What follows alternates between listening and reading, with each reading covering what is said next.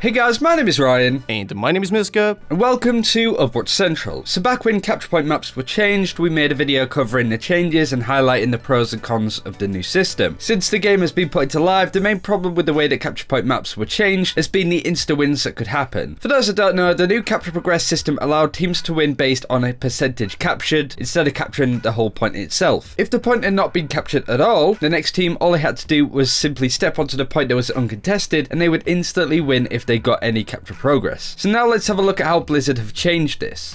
So Scott Mercer went on the Blizzard forums and posted the following post: upcoming competitive play change assault objectives. And this goes over the slight change that does sort of fix the issue that we just went over. And this will be added in a future patch, so I assume very soon. Anyway, to not ramble on for too long, essentially the main problem before was that some of the maps just didn't really allow for you to defend on the point and have an effective defense set up by doing that. So essentially, if you look at Nombani, the first point of Temple of Anubis, the first point of Hanamura, the first point of Volskaya, all of these maps are not maps that you want to be really on the point and defending from the point, at least most of the time, which allowed Sombras, for example, to sneak in and take advantage of this rule set, but just capping 1%, and by doing that capping more than the previously attacking team and winning the game. Not only was it a little bit confusing like Scott Mercer talked about in this post, but really the round was just a bit pointless from a gameplay perspective. Now moving on to fix this, you will now have to cap a minimum of 33%, so that is one tick. This means that if the first attacking team does not cap the point at all, the next attacking team will still have to capture the point by 33%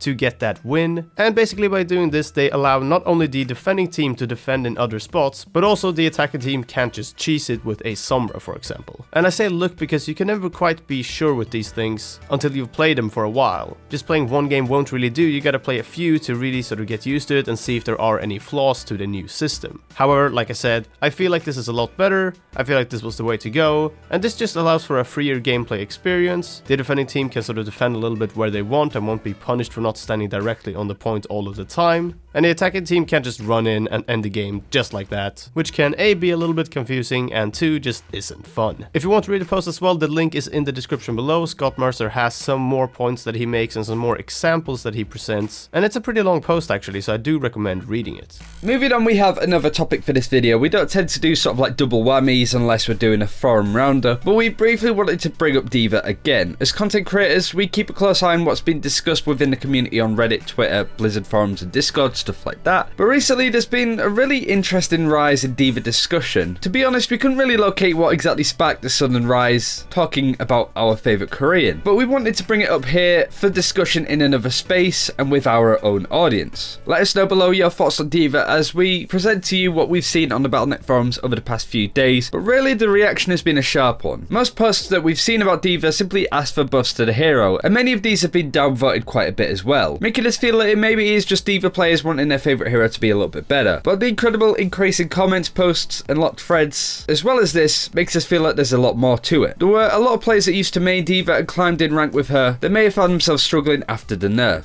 because it was a pretty hefty one. But just like some people highlight in the mega thread, D.Va definitely still sees a high level of play, especially in the Korean scene and Apex. She's definitely more of a niche pick compared to other off-tanks, but it is interesting to see that with this D.Va discussion still going strong, that many people are still very passionate about it. I for one want to play a little bit more D.Va. I think she's maybe a better pick than Zarya and Roadhog in some situations, especially when you're going up against a really good Roadhog or something like that. It's certainly a hero that I want to try out a little bit more and practice a bit. But again, do let me know below what you think of D.Va and whether you think she should be buffed. And to not just have us open this up for discussion without our own verdict and stance on this, I wanted to just summarize what the devs have said most recently about D.Va's position and what we think about this as well. Back when D.Va was nerfed, the Overwatch development team commented and said that they thought D.Va was now in a better spot due to how she could not fly around as freely when solo anymore, making her a bit tougher to play but also encouraging assisting her team rather than going for solo pickoffs as well.